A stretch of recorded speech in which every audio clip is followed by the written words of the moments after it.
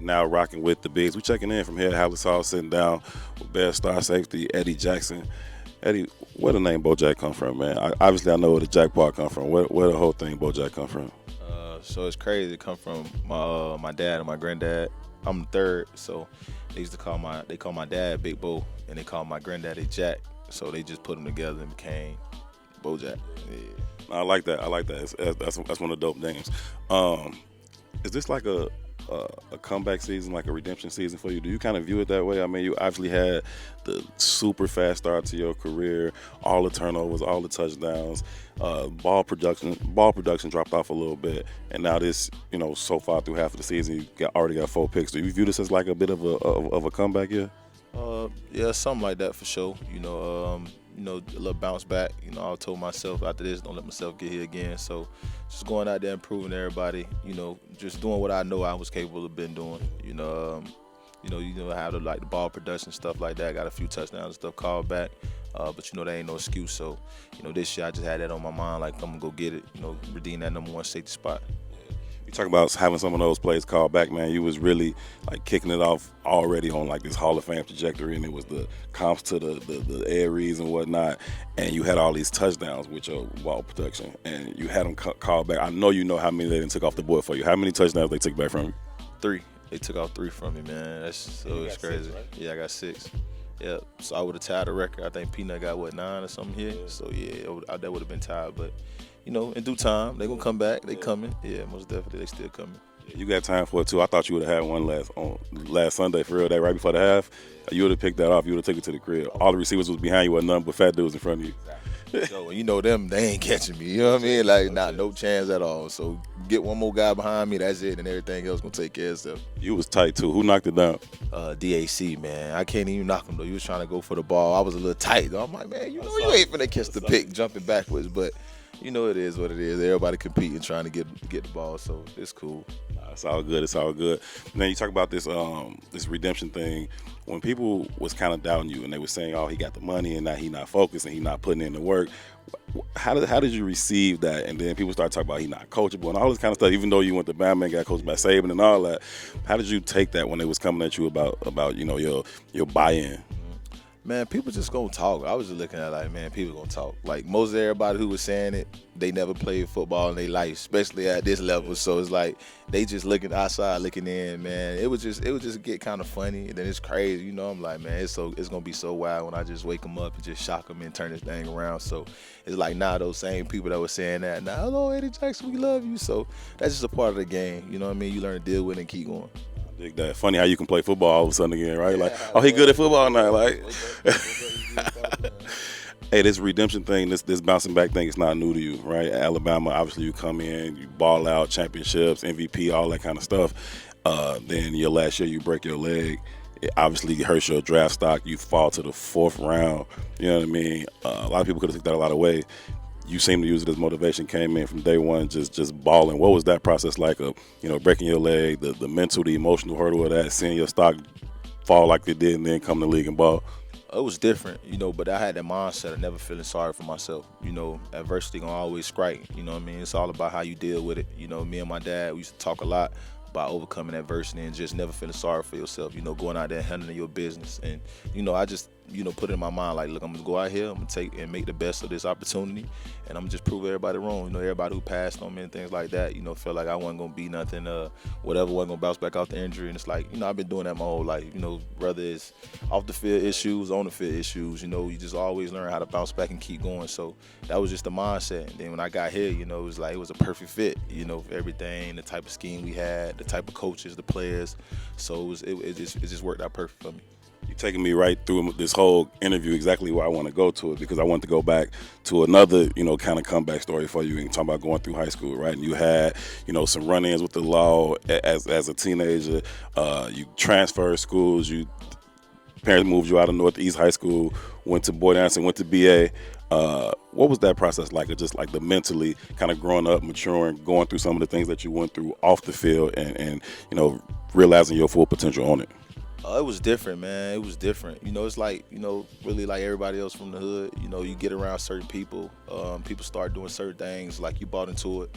And one of the things that really kind of helped me a lot is just my brother. You know, seeing my brother go through everything. You know, he was a guy. He was one of the top athletes and stuff like that. So seeing that and seeing what he went through, it was like, man, you know, it's like I gotta wake up. Then, you know, I end up getting, you know, going to jail or whatever the case may be. Get kicked out of my first school, and you know, I met my high school coach. He was actually on Detroit. You know, he just scheming one day like, man, you just walking around here wasting his talent, man. I'm like, coach, I ain't got the grades, so just went to bust my tail doing online classes, summer school, trying to get the grades, and you know, just started looking at life a little different. You know what I mean? When, like I said, when it happened to my brother, it's like, all right, he was the one doing it for the family, so I wasn't really, you know, too far, you know, like tripping, you know, like, yeah, my brother gonna do it for us. And then when that happened, it's like, oh man, now it's on me. You know what I mean? So that just shifted my mindset. And then, you know, I know people might not know this, but I got a call from my auntie, you know, about, oh yeah, your mom called me, say she felt like she failing as a parent and stuff like that. So when I heard that, man, I'm like, what? Like, nah, this ain't your fault. Like, you know, what we out here doing, that ain't nothing to do with, you know what I mean, how y'all raised us. So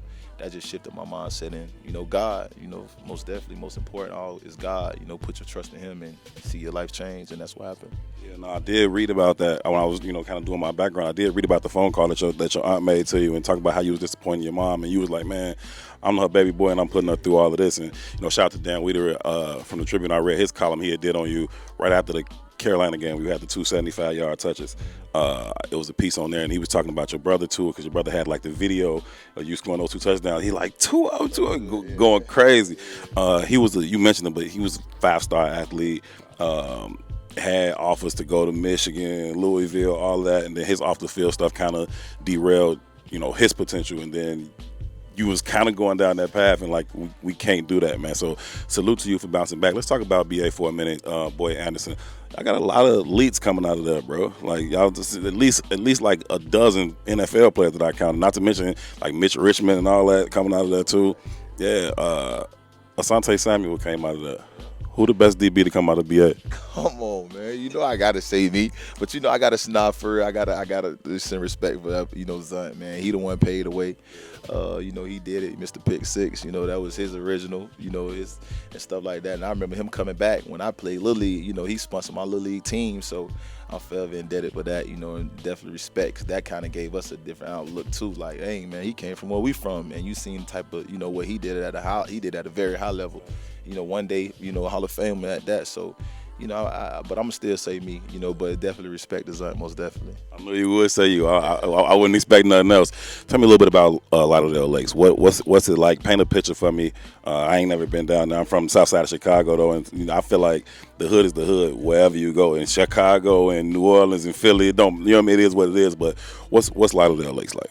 Lauderdale Lakes, man, it's like the best of both worlds. You know what I mean? You got the crazy stuff going on, you know, all that stuff too. Then you got the, you know, it's a way you can, a part of it, you can kind of get away from that, you know, on the other side. And that's kind of why I kind of grew up, you know, like I was in between, you know what I mean? Like I can go get away from it, but, you know, at the same time, I walk around the corner, I'm right back in it. Yeah, you know what I mean? Like, but it's cool, man. You know, like you know, the area, you know, everybody hard working, you know, parents and stuff trying to provide, middle class, whatever the case may be. But, you know, then you got the hustlers, you know, you got everybody out there trying to get money, trying to provide. And I grew up, a lot of my friends, they had no father figure in their life, you know, so my dad kind of became that for them, you know, so we all running together. Like I said, a bunch of hustlers trying to figure out how they gonna make some money to pay the bills, help their family, and us too, you know, seeing my people struggling. It's like, you know, they trying their best, you know, they going to work and busting they tail, and it's like at the same time, we see what we going through in the house. It's like, dang, I don't want to go ask them to buy me, you know, $150 pair of shoes, and, you know, we start getting to the age, you know what I mean? I'm gonna go get it myself, you know, especially you start getting to the age where you start caring what you wear, how you dress, how you look. Man, it's like, dang, you know, your parents can't afford that, you know, and it's me, my 2 brothers, and my little sister. So, you know, we just had that mindset of trying to go get to it when it was different ways, you know. But like I said, you know, when you grow up in that environment and everybody around there doing that, it's eventually you buy into it. So that's what it is.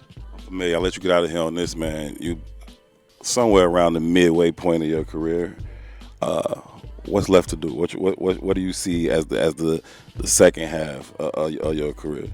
I want to be the best that ever done this. Like, I know people say it, and You know, some people might not believe it, but me, I really believe it. You know, I feel like I got everything it takes to do it. And the mindset I got now is, you know, like I told myself, man, I want to be all pro from here on out, you know, every year until I retire. So that's one of the goals of mine, man, and just continue to dominate. You know, obviously win the Super Bowl, especially bring a Super Bowl back to Chicago, man. You know, it's been a while, man. So it's been a while. So that's it, man. You know, be the greatest to ever play this game at my position, man, and bring it back Super Bowl.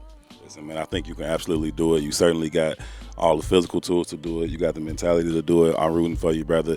I appreciate you taking the time. And please, man, you bring a chip to Chicago, bro. It'll be up forever. You would wherever you go, you would be God around here, Joe. We still talk about the '85 Bears every day. You know what I'm saying? So, you know what I'm saying? Y'all bring one back, man. It's crazy.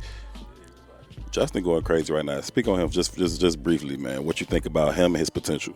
Man, one is, like you said, he going crazy, man. And just to watch it, you know, like right there in front of our eyes, just the growth type of player he becoming, man. And he's a force to be reckoned right now. He's unstoppable, man. And it's just exciting to watch. And I'm glad to have him on our side. And just what they doing as an offensive unit, man. It's like it's different, you know. It's like it's bringing new, exactly. So now it's bringing new life, and now it's time for us to step up, you know, because them boys putting gaps with them numbers, putting them, you know what I'm saying, putting them numbers on the board. But we just got to do our part. But man, Justin gonna be.